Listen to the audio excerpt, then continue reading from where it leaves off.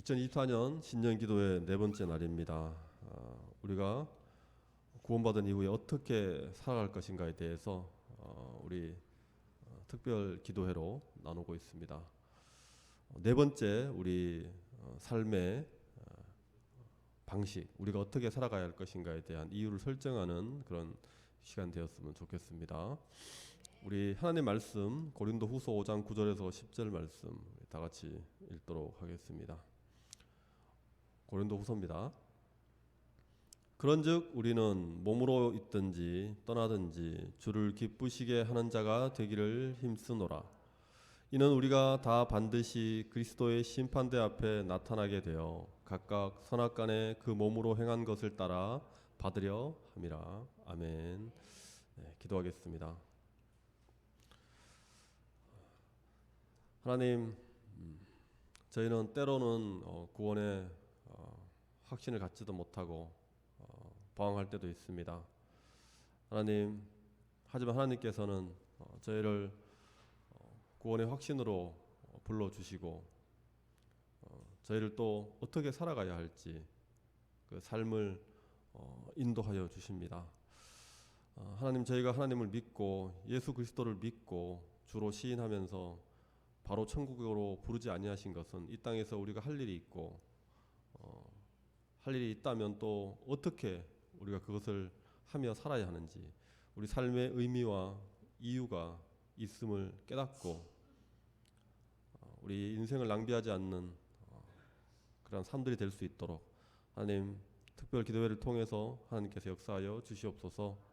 끝나는 시간까지 또 네 번째 하나님께서 주시는 그 메시지를 듣고 생각할 수 있는 깊이 묵상할 수 있는 시간 되게 하여 주시옵소서. 감사드리며 예수님의 이름으로 기도드렸습니다. 오늘 말씀 제목은 선택이 아닌 의무의 삶이라는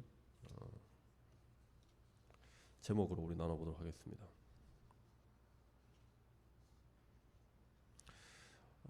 여러분, 구원을 받는 원리라고 해야 할까요? 여러분, 구원을 어떻게 받습니까?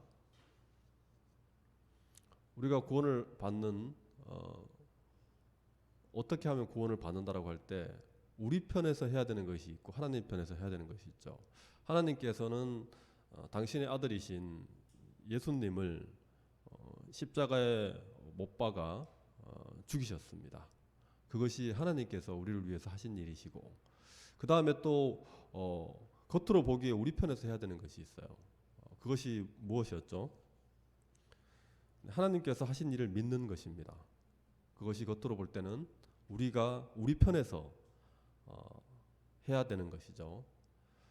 물론 그 믿음이라는 것을 하나님께서 우리에게 만들어 가시고 우리에게 주시고 그 과정을 통해서 이 또한 하나님께서 하시는 일이지만 어쨌거나 우리 편에서 손도 대지 못하고 있는 것은 예수를 십자가에 못 박는 그 일은 우리는 손도 대지 못하는 것이에요.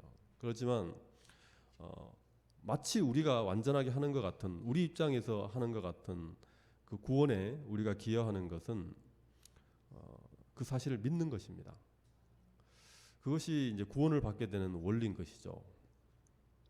그런데 제가 믿음에 대해서 좀 전에 이 믿음조차도 하나님께서 만들어 가시고 주셔야 한다라고 말씀을 드렸습니다.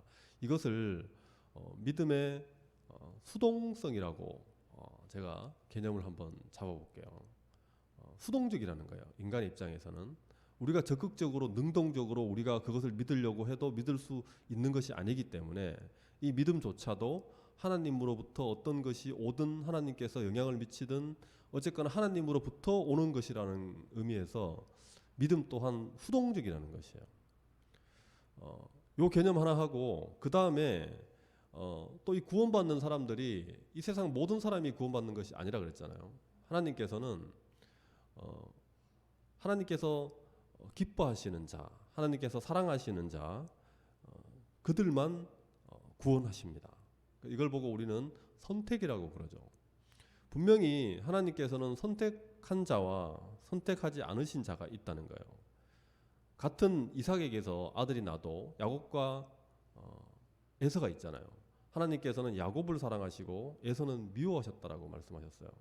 분명하게 하나님은 인류를 통해서 많은 사람들이 태어날 때 끊임없이 선택을 하셨습니다. 그 중에서 선택을 하신 거죠. 그렇게 우리가 구원을 받게 되는 큰 원리를 두 가지를 보면은, 첫째는 우리가 선택을 받아야 한다는 것이고요. 그 또한 하나님께서 하시는 일이죠. 그 다음에는 믿음을 하나님께서 우리에게 어찌되었거나 주시거나 만들으셔야 한다는 이 믿음의 수동성 두 가지를 전제를 한다는 것입니다. 이것을 일단 분명하게 우리가 전제하고 이제 이야기를 하려고 하는 것이에요. 이 두 가지, 여러분, 믿음 또한 하나님이 어떻게 해주셔야 되고, 또 하나님께서 선택하지 않은 사람은 구원을 못 받아요. 그럼 우리가 할 일이 있습니까? 결론부터 내려보면 그냥 단적으로 말씀드리는 거예요. 우리가 할 일이 되게 없는 것 같잖아요. 그런데 한 가지만 보자는 거예요. 어차피 믿음을 우리가 갖는 것도 아니고 선택받은 사람이 구원을 받는 것이고 하다면 우리가 굳이 이 하나님께서 우리를 구원해 줬는지 구원해 주시지 않았는지를 우리가 굳이 이 땅에 살면서 알 필요가 있을까? 이 생각을 우리가 한번 해봐야 될 것 같아요. 제가 두 가지 전제를 말씀드렸잖아요. 하나님께서 다 하시는 거예요. 그러면 우리 입장에서 굳이 이 땅에서 내 마음대로 행복하게 살다가 눈을 딱 떠봤더니, 죽고 나서 눈을 딱 떴더니 천국에 가 있는 거예요. 그러면 그때부터 나는 정말 세상에서 죄만 짓고 살았는데 이렇게 하나님께서 천국으로 보내주셨구나 라고 하면서 그때부터 하나님을 찬양하고 하나님의 위대하심과 그리스도의 예수님의 그 피 흘리심에 대해서 눈물 흘리면서 우리가 천국 가서 신앙생활을 할 수도 있지 않냐는 거예요. 왜냐하면 어차피 하나님께서 선택하신 자만 되는 것이고 믿음 또한 하나님께서 주시는 것이라면은 우리 입장에서는 사실은 이 사실을 굳이 알 필요가 있을까라는 거예요. 우리가 구원받았다는 사실을 굳이 알 필요가 있겠냐는 거예요. 저는 그런 생각이 많이 들어요. 왜 우리가 구원받았음을 알게 하실까? 굳이 그냥 살다가 나중에 하나님의 마음대로 어차피 이렇게 선택하신 거 그때 가서 알게 하면 될 텐데 왜 굳이 알게 하실까? 그런 생각이 든다는 것입니다. 저만 드는 거죠. 예.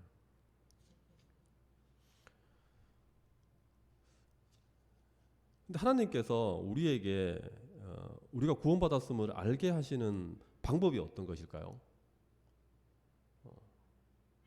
우리가 구원받았음을 어떻게 알 수 있습니까? 네, 이것이 바로 제가 시작할 때 믿음에 대해서 말씀을 드렸던 것이에요. 우리가 그리스도를 믿음으로 우리가 구원을 받는데 이 믿음이 하나님으로부터 온다 그랬잖아요. 그러면 이것이 사실은 조건이 아니에요. 어차피 하나님이 주시는 거잖아요. 우리 입장에서 볼 때 조건이 아니란 말이에요. 구원을 받는데 하나님이 주시는 건데, 그러면 이 믿음이 도대체 무슨 역할을 하냐는 거예요. 우리에게 믿음은 결국 우리가 구원받았다는 것을 알게 한다는 것입니다. 내가 어떻게 구원받았는지, 내가 그리스도를 믿으면 구원받는다라고 했는데 내가 믿고 있는 이 사실을 보니 내가 믿고 있네? 그러면 나는 구원받네? 라고 내가 이 땅에 살면서 구원받았다는 것을 알 수 있는 역할을 하는 것이 이 믿음이라는 거예요. 그래서 믿음이라는 것의 지위라고 해야 되나요? 이 믿음의 기능은 바로 하나님이 우리를 구원하시는 데 필요하신 것이 아니라, 어차피 하나님이 주시니까 필요한 것이 아니라 우리의 구원을 우리가 확신하는 데 필요한 것이라는 거예요. 믿음이라는 것이. 지금 이 내용도 한번 찬찬히 한번 집에 가서 한번 생각을 해보세요. 정말로 제 말이 맞는 것 같은지. 이 믿음이라는 게 사실 굳이 있을 이유가 있을까? 제가 말씀드린 대로 믿음이 하나님께로부터 오는 것이고 어차피 하나님께서 선택하신 자만 구원받는다라는 전제하에서 보면 그렇다는 거예요.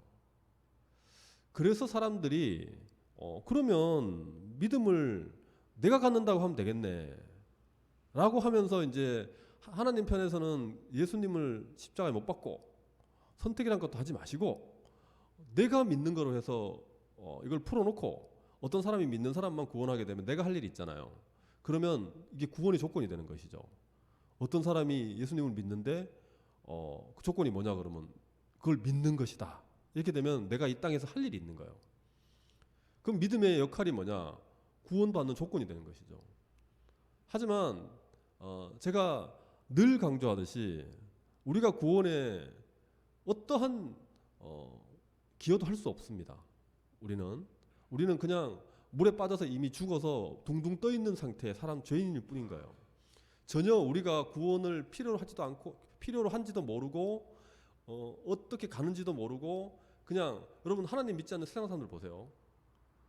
천국 있다 그러면 믿습니까? 하나님이 있다 그러면 믿습니까? 예수님이 2000년 전에 태어난 걸 믿습니까? 아무것도 안 믿잖아요. 이게 영적으로 죽은 거거든요. 물에 빠져 있는 거예요. 그냥 그 상태에서 하나님께서 우리를 건져 주신 거기 때문에 우리가 한 것은 아무것도 없다는 거예요. 근데 왜 내가 믿었다고 생각하냐면 내가 물에 빠져 죽어서 이렇게 눈을 감고 있는 것이 아니라 눈을 뜨고 이렇게 허우적대고 있다라고 생각하니까 그런 거거든요. 그래서 뭔가 헬기를 보내주니까 내가 이렇게 손을 흔들 수 있다는 거예요. 이렇게 생각하는 것인데 그거는 너무 우리를 과대평가하는 것이죠. 그렇게 보면 이 믿음이라는 게 결국에는 우리의 구원을 확신하기 위해서 우리가 구원받은지의 그 여부를 알게 하기 위해서 하나님께서 믿음이라는 것을 우리에게 주셔서 믿게 하심으로써 구원받는다라는 구원의 원리를 하나님께서 만드신 거죠. 그 다음으로 이제 나가보겠습니다. 그렇다면은 우리가 구원받은 사실을 이 세상에 살아 있을 때 우리는 왜 알아야 할까요? 또 그런 문제가 생기지 않습니까? 하나님께서 우리가 구원받은 사실을 알게 하기 위해서 믿음을 주셨어요. 제가 철학적인 얘기를 하는 건 아니에요. 예. 하나님께서 우리가 구원받은 사실을 알게 하기 위해서 믿음을 주셨는데 그렇다면 왜 믿음을 주셔서 우리가 구원받은 사실을 알게 하시냐는 거예요.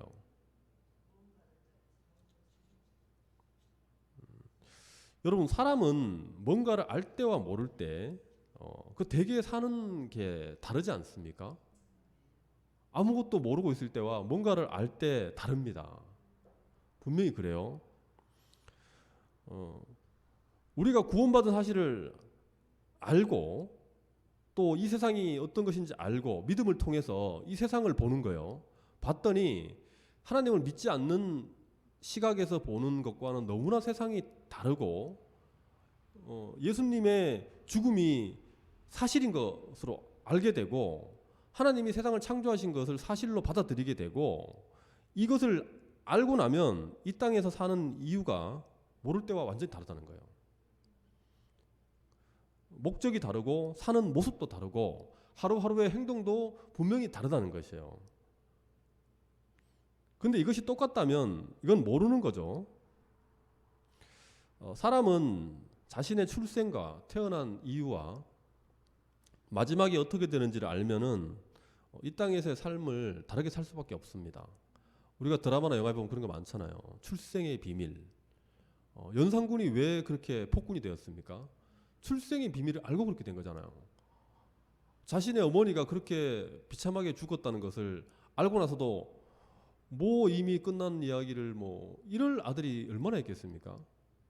우리는 그냥 부모님이 나와서 우리 부모님도 오랜 세월 동안 진화해서 이제 사람으로 이렇게 됐는데 나도 그냥 하나의 동물로 이렇게 태어나가지고 살다가 죽으면 끝이다 이렇게 생각하는 것과 하나님이 나를 정교하게 빚으셔서 이 땅을 살게 하시고 나중에 하나님께서 천국으로 부르셔서 그곳에서 영원한 하나님의 나라에서 하나님과 함께 살게 하신다는 이것을 이렇게 다르게 아는 것이 얼마나 이 땅을 사는데 차이가 나겠습니까? 우리가 내일 교통사고를 당해서 죽을 운명이라는 것을 우리가 알면은 그런 또 드라마나 영화가 있잖아요. 그럼 그 주인공이 어떻게 합니까? 그래서 똑같이 삽니까? 똑같이 살지 않잖아요. 자포자기를 하든 어쨌거나 방향성은 다를 수 있지만은 그걸 알고 모르고의 차이는 분명하게 있는 것이에요. 사람은 그렇게 만들어져 있습니다. 하나님께서는 구원받은 사실을 모를 때와 다르게 우리가 살 수밖에 없는 그런 존재로 만드신 거예요. 그렇다면 하나님께서 우리가 이제 구원받은 사실을 알게 하신 이유는 분명한 것이죠. 하나님께서는 우리가 구원받은 자로서 구원받지 못한 자와 믿음이 없는 자와 다르게 살아야 한다는 것을 요구하고 계신다는 거예요. 그렇기 때문에 우리에게 너희는 구원받았다라는 것을 알게 하신다는 것입니다. 믿음을 통해서. 결국 우리가 이 구원받는데 어떻게 보면 필요 없을 것 같은 이 믿음을 통해서 우리가 이 세상에서 구원받은 것을 알게 하시는 것은 궁극적으로는 너희는 구원받은 자로서 구원받지 못한 자들과 다르게 살아야 함을 하나님께서 강력하게 요구하고 계시는 것이죠. 이 사실 자체가. 그래서 구원받은 사실을 알고 우리가 바로 천국으로 하나님께서 데려가시는 예외적인 사람들이 있습니다. 네, 누가복음에 나오는 그 예수님 우편 강도죠.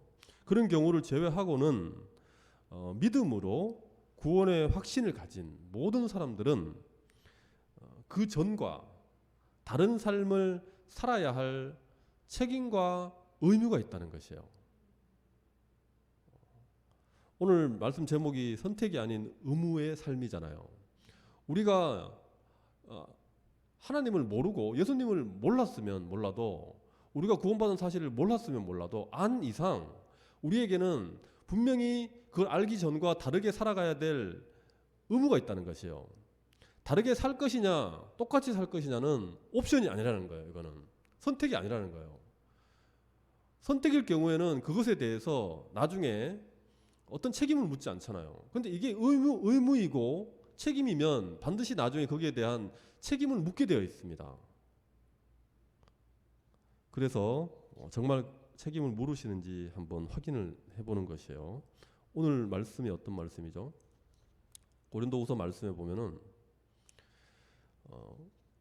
하나님을 기쁘시게 하는 삶을 살아야 할 텐데 왜 그러냐 이렇게 얘기를 합니다. 10절에서 보시면 우리 다 함께 다시 한번 읽어볼까요? 이는 우리가 다 반드시 그리스도의 심판대 앞에 나타나게 되어 각각 선악간에 그 몸으로 행한 것을 따라 받으려 함이라. 아멘. 여기 보면 그리스도의 심판대 있지 않습니까? 그리스도의 심판대 앞에 나타나게 되어서 우리가 옳든 그르든 간에 그 모든 것을 우리가 이 땅에 살면서 행한 것을 따라서 우리가 심판을 받게 되어 있다는 것이에요.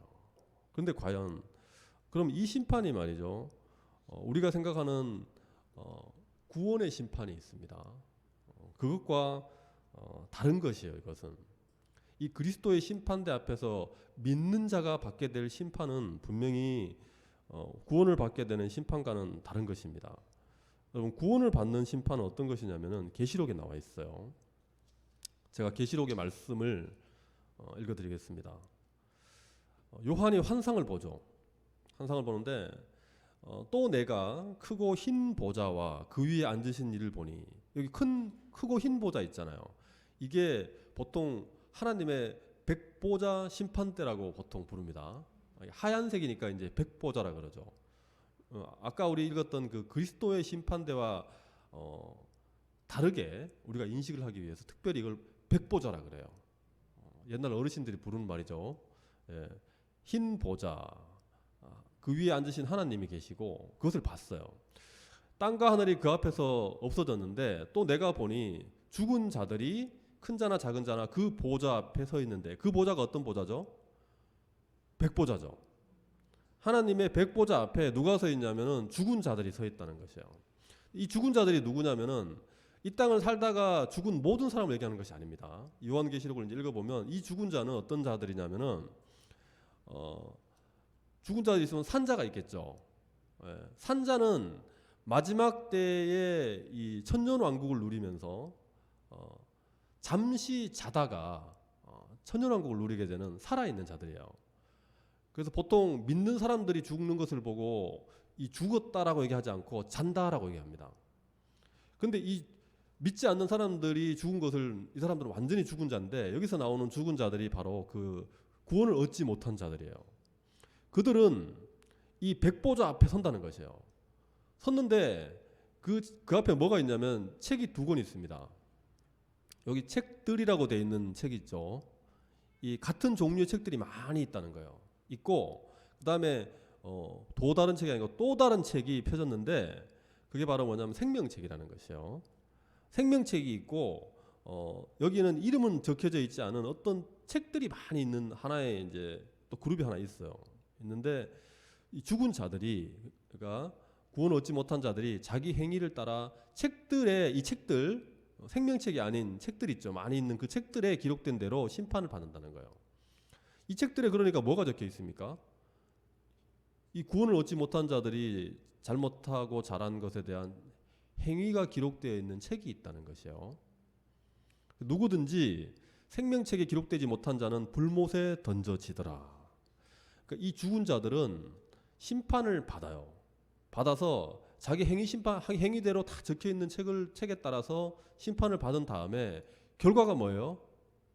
불못으로 던져진다는 것입니다. 근데 그 이유는 자기 행위대로 심판을 받는 것이고 이들은 결국 하나님께 선택받지 못한 자들인 거예요. 우리도 이 기록된 책들대로 다 하면은 어차피 우리도 불못으로 던져져야 되는데 우리는 생명책에 기록된 자들이기 때문에 구원받은 자들은 요 책들에 따라서 심판받는 것이 아니라 오늘 우리 고린도후서의 말씀 읽었던 대로 그리스도의 심판대 앞에서 우리는 심판을 따로 받는 것이에요. 거기서도 마찬가지로 우리의 행위들이 기록된 이 책들 같은 게 있겠죠. 있는데 그것에 따라서 우리가 심판을 받긴 하지만 그 심판은 불못에 던져지는 심판이 아닌 것이죠. 결국 이 얘기는 천국에도 여러분 등급이 있다는 말입니다. 천국에 가서도 우리가 심판을 받는다는 얘기는 심판이라는 게 뭐냐면 지옥에 던져지는 심판이 아니기 때문에 이것은 가면은 그렇다고 뭐 우리가 거기 가서도 매를 맞겠습니까? 여기는 잘한 것에 대한 상급이 있고 못한 것에 대해서 상급을 주지 않음으로 인해서 상대적으로 심판을 받는 것이죠. 그렇다면은 우리가 이 땅에 살면서 어떻게 사느냐에 따라서 구원을 얻은 자들도 어떻게 사느냐에 따라서 천국에서 등급이 있다는 것이에요. 그래서 옛날 그 어르신들은 이걸 보고 뭐 사는 것도 다르다 뭐 이렇게 막 온갖 상상을 하지만 그런 것들은 사실 알 수 없고요. 어쨌거나 천국에 가서도 우리가 이 땅에서 잘하고 못한 것에 대해서 낱낱이 다 드러나고 그것에 따라서 우리의 상급이 다르다는 것이에요. 상급이 다릅니다. 가서 최우수상을 받기도 하고 가서 그냥 개근상 겨우 받고 들어가기도 하고 그럴 수 있다는 것이에요. 이 개념을 이제 마태복음에서 예수님께서 그렇게 얘기를 하시죠. 너희를 위하여 보물을 땅에 쌓아두지 말고 보물을 하늘에 쌓아두라고 말씀하십니다. 이때 보물을 하늘에 쌓는다는 얘기는 이때는 이제 선한 행위를 하는 걸 얘기하는 거거든요. 돈을 쌓아두는 걸 돈에 대한 얘기가 아닙니다. 이게 이제 유대인들의 관용어 같은 거예요. 너희는 손이 선한 일을 해라 해서 그것을 하는 것을 이제 보물을 하늘에 쌓아둔다 이렇게 얘기합니다. 이렇게 하늘에 쌓아둔다는 얘기는 결국엔 나중에 하늘에 가서 받을 상이 있다는 거예요. 하늘에 많이 쌓아뒀기 때문에 이 땅에서 내가 받는 상급과 누리는 것이 아니라 하나님 나라에 가서 받는 상급이 다르다는 것이에요. 여러분 한 100년 정도 살면서 이 땅에서 바짝 누려봐야 회장과 대통령으로 누려봐야 100년 아닙니까? 대통령은 5년밖에 안 되죠. 회장은 한 수십 년 누리는 것 같긴 해요. 그런데 여기서 그렇게 누리다가 천국에 가서 그 회장님도 구원받았다는 전제하에 그곳에 갔더니 이제 최저 등급인 거예요. 실버도 안 되고 막 이러는 거죠. 그렇게 영원히 사는 거예요.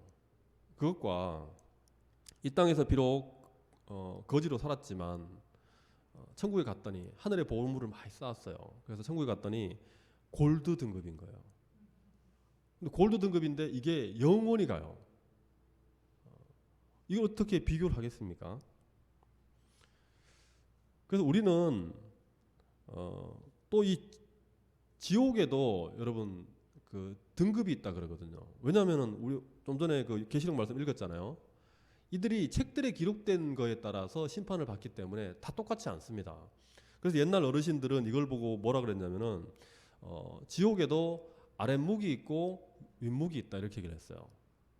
좀 따뜻한 데가 있고 상대적으로 추운 데가 있고 지옥에서도 조금 나은 곳이 있고 정말 고통스러운 곳이 있다 이렇게 표현을 했어요. 천국에서는 상급이 있다는 얘기를 하는 것이고 지옥에서는 고통의 정도가 좀 다르다라고 얘기를 할 수 있는 것이죠. 이것이 이제 성경에 기록된 대로의 이제 이야기인데 하나님께서 우리에게 이렇게 이제 일침을 놓는 이런 말씀을 좀 주시는 거죠. 우리가 구원 얻었다고 해가지고 이것으로 다 나는 천국에 문만 닫고 들어가면 돼.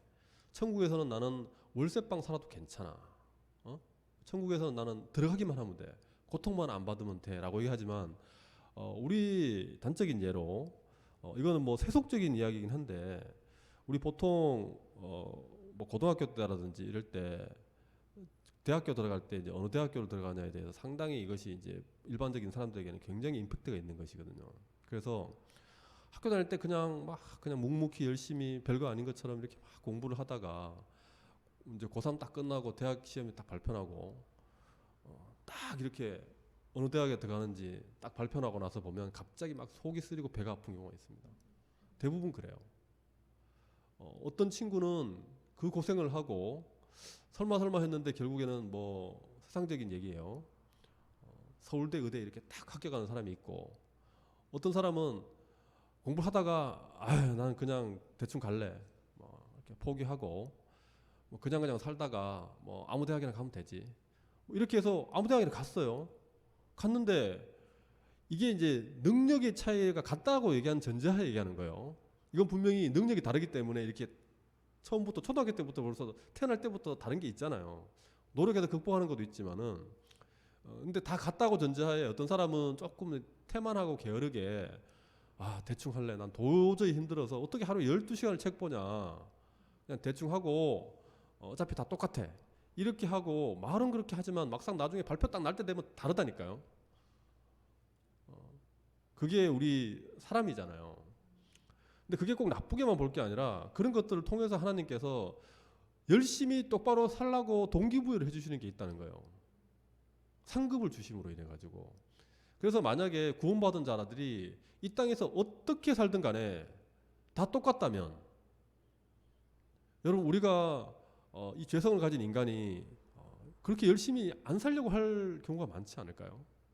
여러분 하늘에서 제가 만약에 바울이라든지 순교한 스데반이라든지 뭐 이런 사람들하고 같이 옆에 같이 누워가지고 뒹굴고 한다는 자체가 사실 좀 굉장히 미안하지 않습니까? 하나님께서 물론 그들을 들어 쓰신 거겠지만은 분명히 그들이 몸으로 감수한 것이 있잖아요. 근데 그것이 어떻게 저는 양심상 좀 그게 힘들 것 같아요. 가보면 그러다 보니까 우리가 순수한 마음으로 이제 하나님께 열심을 내라고 하나님께서는 우리가 구원받은 것을 알게 하시고 우리의 본성을 통해서 유도하시지만은 때로는 우리에게 당근과 채찍을 주셔가지고 정말 이 땅에서 한번 제대로 살아봐라.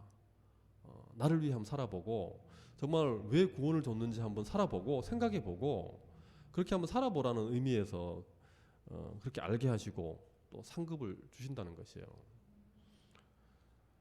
하나님께서는 우리에게 그 책임을 묻기 전에 우리가 우리 마음대로 하게 하고 무조건 거기에 대해 책임을 물으시진 않아요. 하나님께서는 제가 많이 말씀드리지만은 우리의 삶에 구원 얻은 자들에게는 간섭을 하십니다. 구원 얻지 않은 자들, 하나님께서 선택하지 않으신 자들에게는 간섭하지 않아요. 정말 자기 마음대로 하게 놔둡니다. 그래서 자기 하고 싶은 대로 다 하는데 능력이 딸리고 환경이 안 돼서 못하는 거지, 다 할 수 있어요. 근데 하나님께서 택하신 사람들에게는 그 책임을 묻기 전에 간섭을 하세요. 때로는 가는 길을 봉쇄하시기도 하시고 어떻게든 간섭을 하시는데, 그렇다고 해서 하나님께서 완벽하게 간섭을 해서 막으셨다면 우리가 뭐 책임질 일도 없겠죠.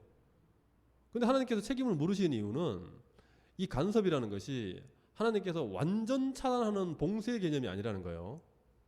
이것은 하나님께서 우리에게 인격 대 인격으로서 우리를 인도하신다는 거예요. 때로는 우리에게 감동과 성령의 인도하심을 주기도, 직접적으로 주시기도 하지만은 때로는 어떻게 하냐면 양을 몰고 가듯이 이쪽으로 갈 때 이렇게 한번 툭 치고 저쪽으로 갈 때 이렇게 한번 툭 치시는, 그러면서 깨닫게 하시면서 네가 좀 찾아가라 라는 어떤 인격적인 방법으로 우리를 간섭하신다는 거예요. 그렇기 때문에 그렇게 가다 보면 우리가 잘못을 하거든요. 깨닫지 못하고 늦게 가서 잘못을 한단 말이에요. 그렇기 때문에 그것에 대해서 징계하시기도 하고 천국에서 책임을 물으시기도 한다는 것입니다. 이 간섭은 그래서 우리를 인격적인 방법으로 변화시키고 성장시키기 위한 최소한의 간섭인 것이에요. 여러분께서 믿음을 가지고 있습니까? 그렇다면 구원의 확신을 가지시기 바랍니다. 그리고 구원받은 것이 무엇인지 그 의미를 깊이 생각을 해보시기 바라겠습니다. 그러면서 얼만큼 깊이 생각하시냐면, 구원받지 못하는 사람들과 우리가 다르게 살아야겠다는 결심이 설 때까지 정말 이 구원받은 것이 어떤 것인지, 하나님께서 왜 우리가 구원받은 것을 알게 하셨는지, 알고 사는 삶이 어떤 것인지 그거를 한번 깊이 묵상을 해보시면 좋을 것 같습니다. 그래서 우리의 삶이 조금이라도 더 달라지고 변화되는 모습이었으면 좋겠습니다. 말씀 생각하시면서 하나님께 찬양하겠습니다. 우리 전심으로 우리의 삶을 주님께 맡기면서 하나님께서 기뻐하시는, 원하시는 삶을 깨달아 살 수 있도록, 우리가 가만히 있지 아니하고 열심히 달려갈 수 있도록, 믿지 않는 자들과 다른 삶을 살아갈 수 있도록 그렇게 인도해 달라고 우리 전심으로 기도하겠습니다. 찬양하겠습니다.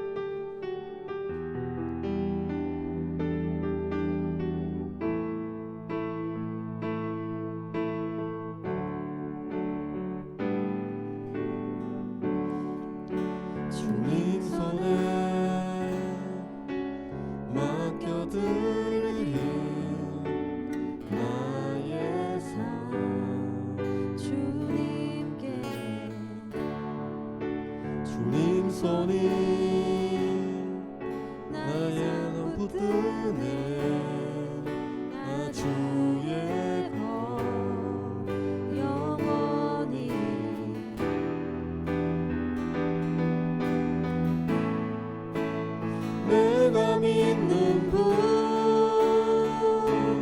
예수, 내가 속한 분 예수, 삶의 이유 되시네, 내 노래 되시네, 전심으로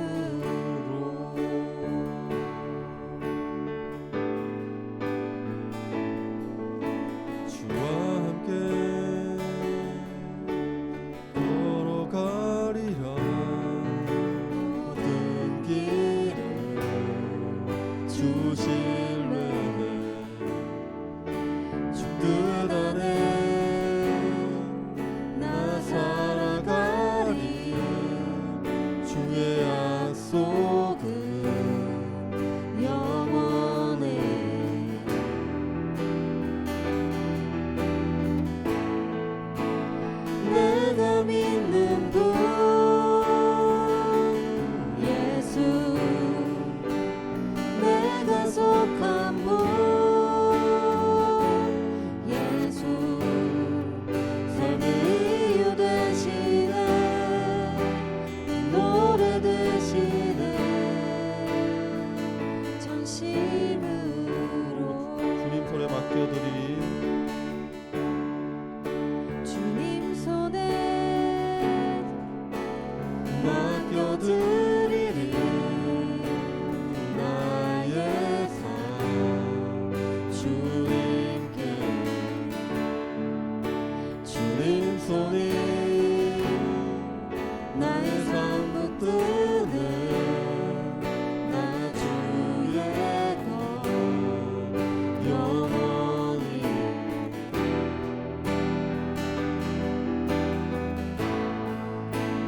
내가 믿는 분 예수 내가 속한 분 예수 삶의 이유 되시네 내 노래 되시네 내가 믿는 분 예수 내가 속한 분 예수 삶의 이유 되시네 내 노래 되시네 내가 믿는 분 내가 믿는 분 예수 내가 속한 분 예수 삶의